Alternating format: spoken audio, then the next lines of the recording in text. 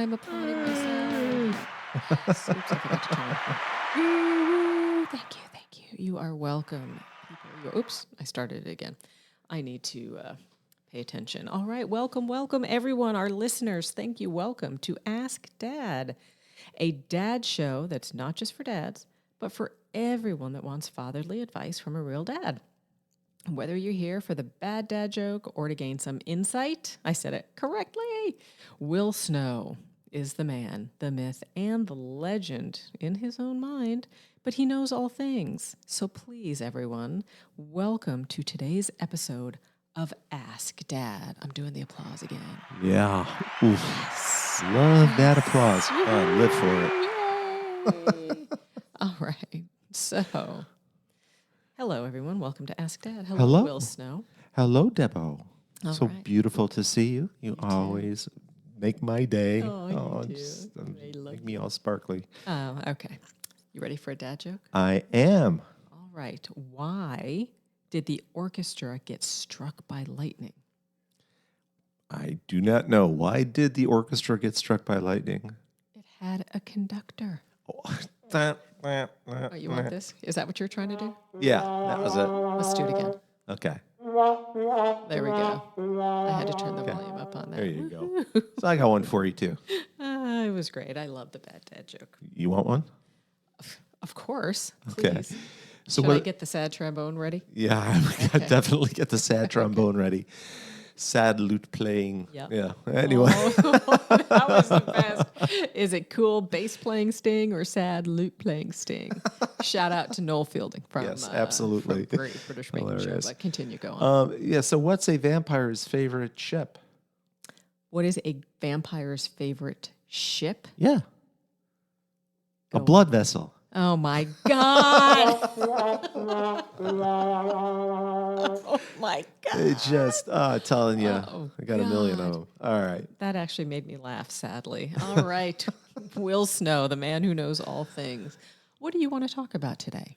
Well, I got to tell you, one of the things that has been like strongly on my mind, I've been looking at the discussion from the Supreme Court about homelessness.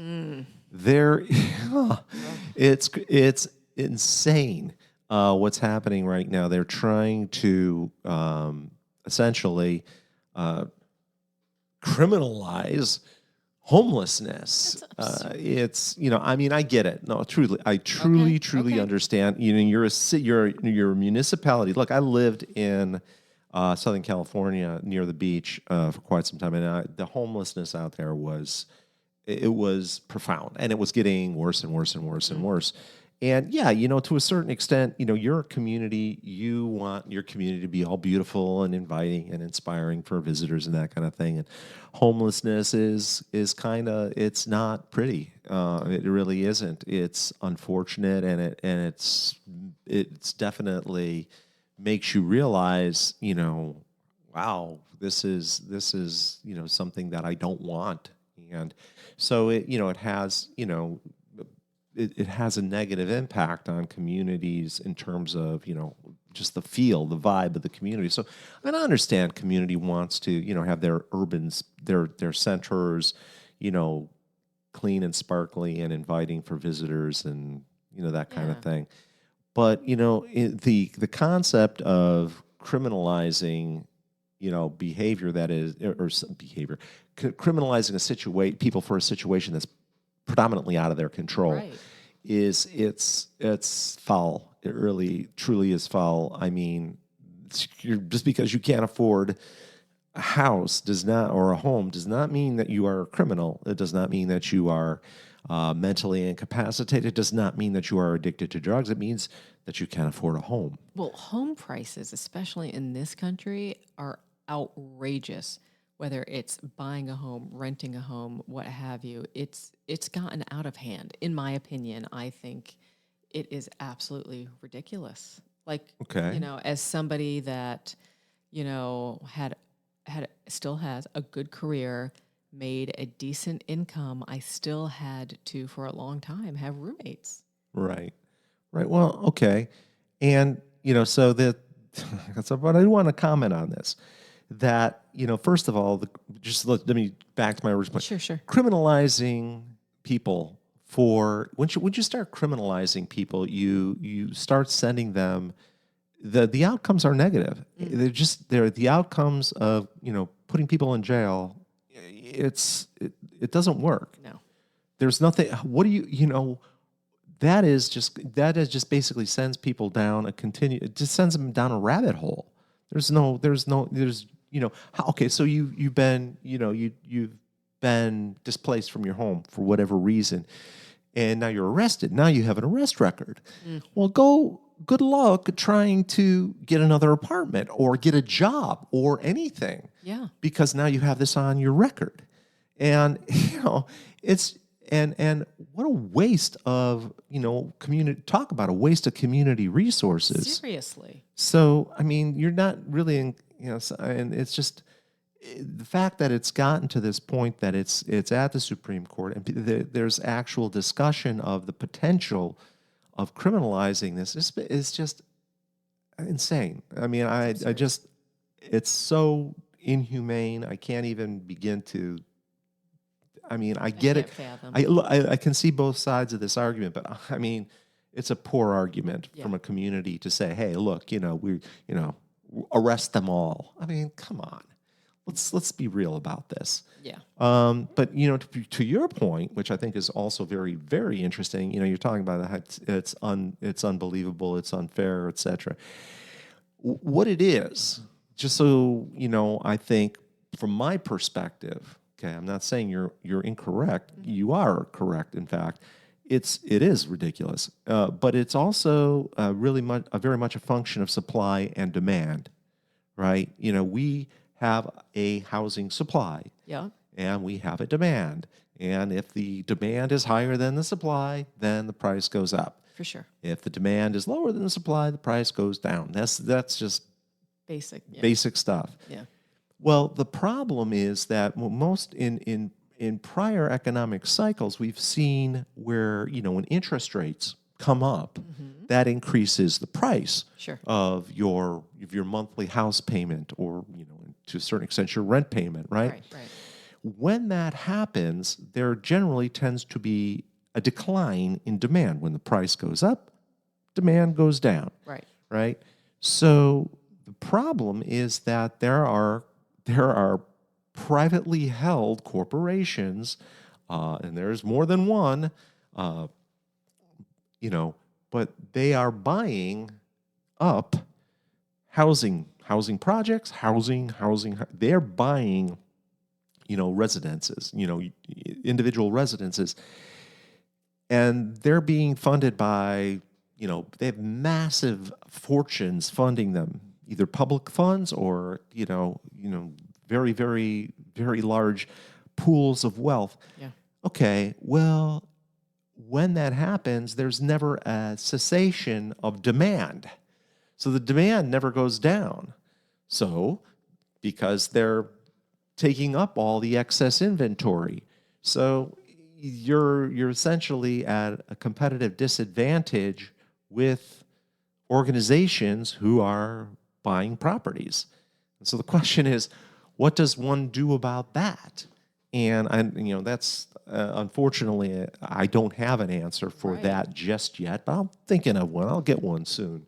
But the reality of it is that's the situation that we're encountering right now, and it's increasing the price of housing, and it's forcing people to do things that maybe certainly camping in an encampment for homeless people, that is happening.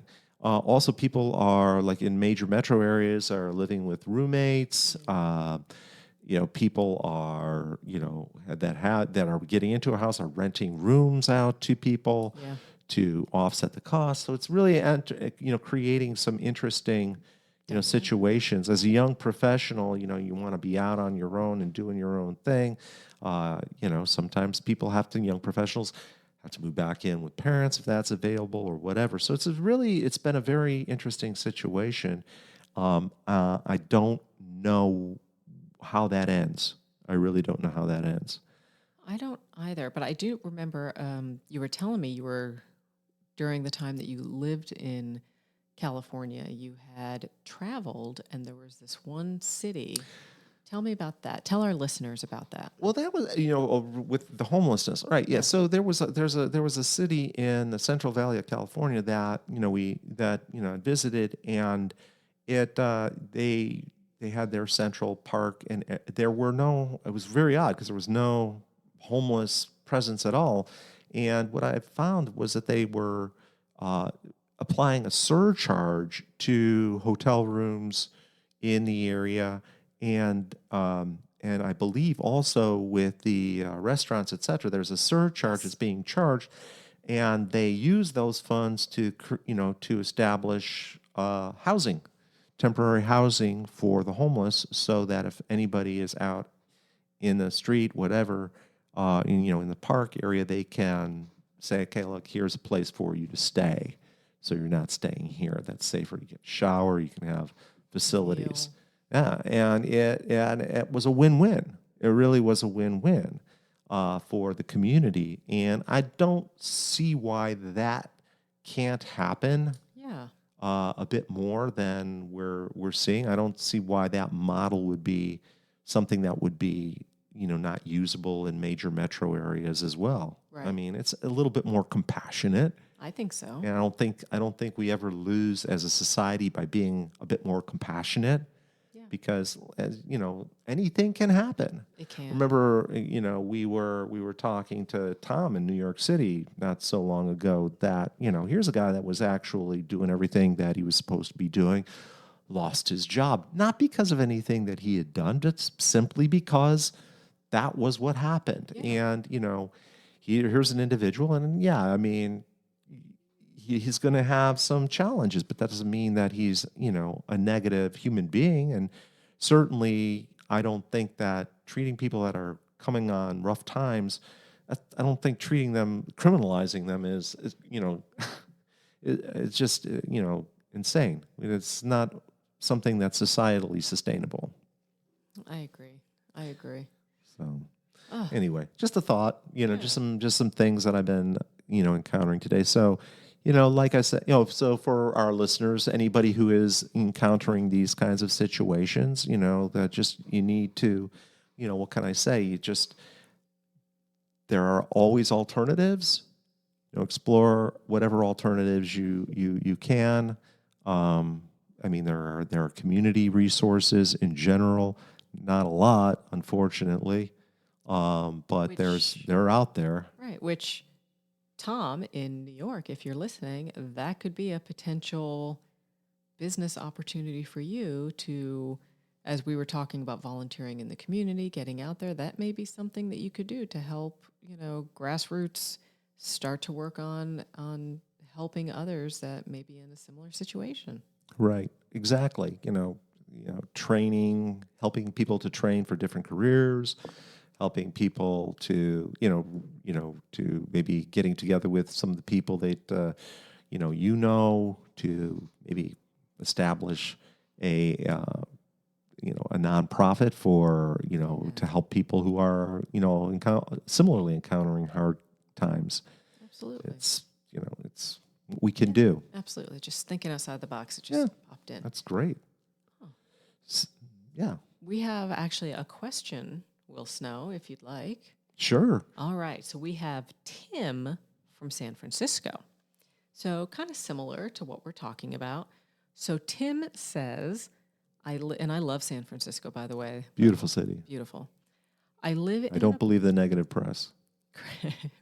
No, I mean, it's a great city. It really is. Look, it's a city that, has challenges like any other city. I mean, I think that,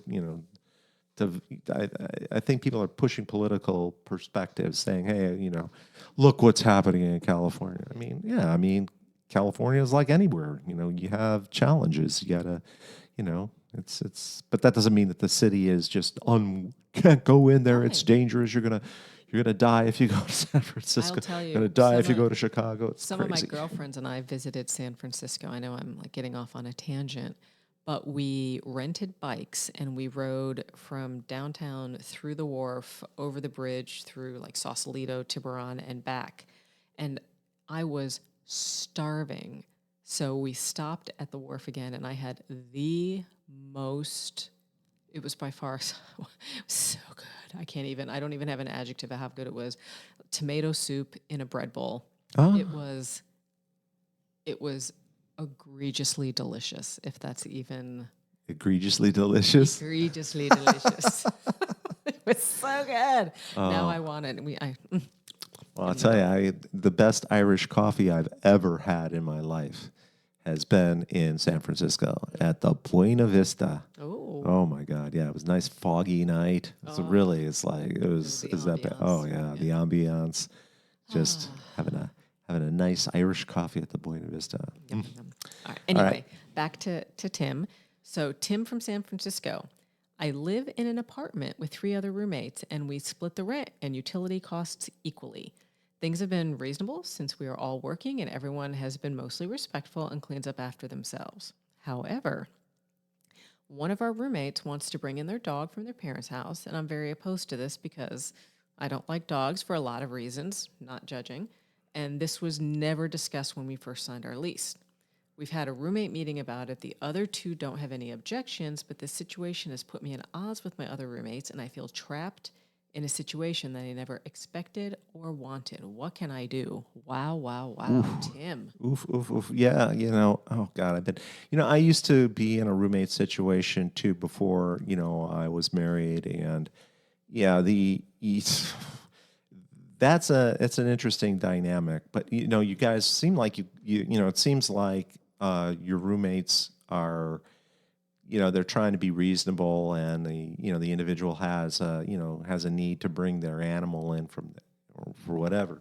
But in reality, you are absolutely not trapped. And to be quite frank, you got a few options here. The first is this: when the lease agreement was originally signed, if there was not an animal listed in the rental agreement, then bringing an animal into that apartment or that whatever the house or wherever you're living, that is in violation of that lease agreement. And so the landlord actually has to sign off on that. If you bring an animal into an apartment and again on a lease, you don't have the landlord's approval. You could be all evicted, to be quite honest. If the landlord finds out about it, they can evict you.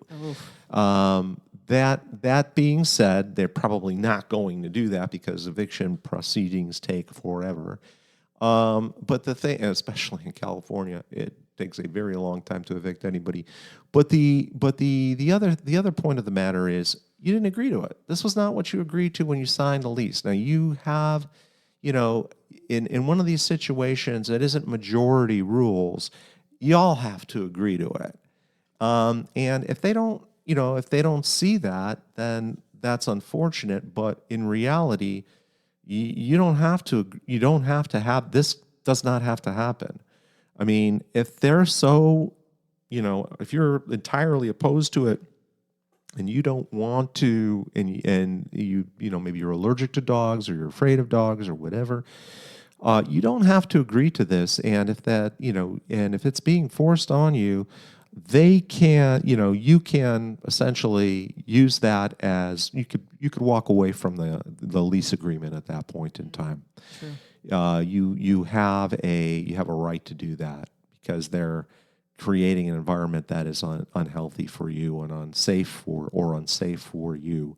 You can walk away from that lease, and and essentially, I would recommend doing that if push comes to shove. But the other thing I might suggest before that happens is, in another roommate meeting, explain that the situation. Say, listen, this is not what we've agreed to. And if the other roommate that's bringing in the dog is really hard about it, you might want to consider letting him out of his lease and letting him find a different place.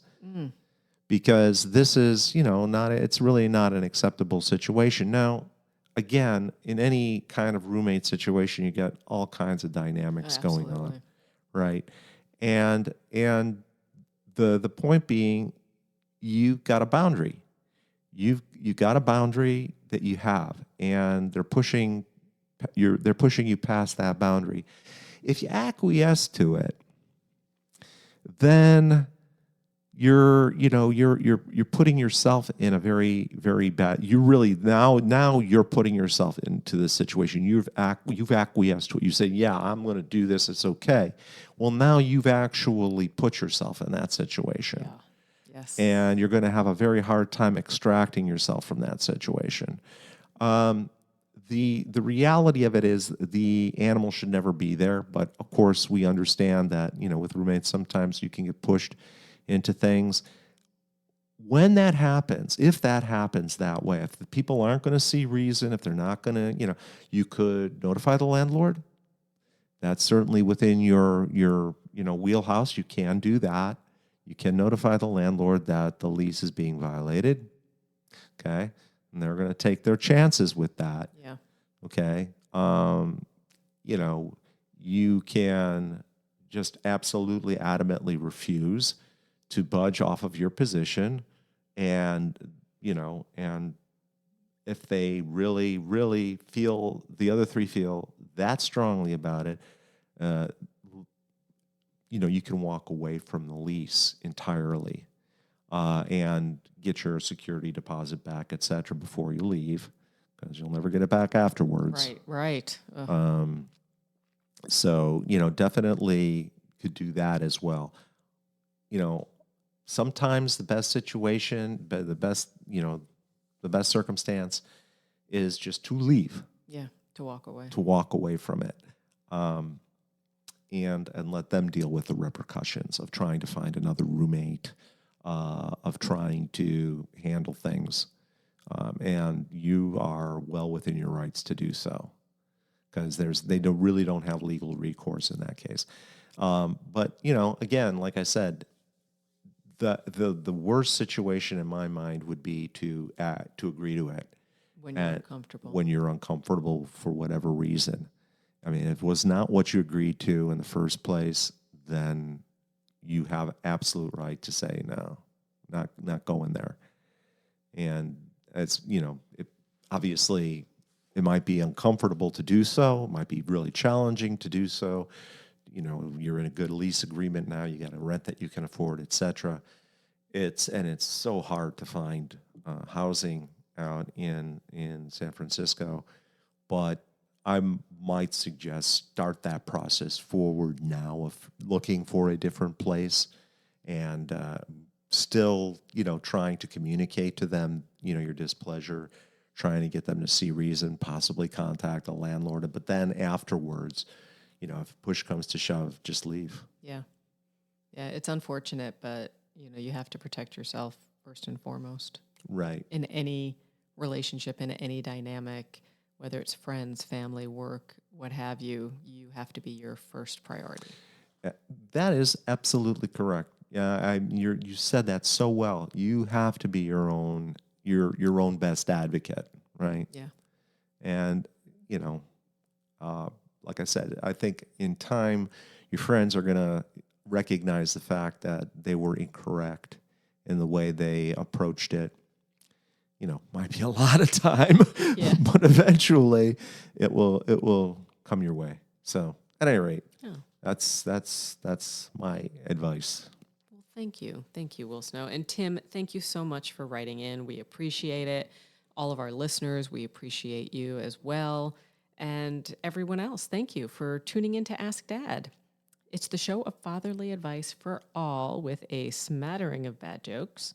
The love is real, the man is real. So we'll see you next time. Until then, continue to send us your dad jokes and questions to will@iwillaskdad.com so we can talk about it all. We'll talk about the good, we'll talk about the bad, and we'll talk about the dad.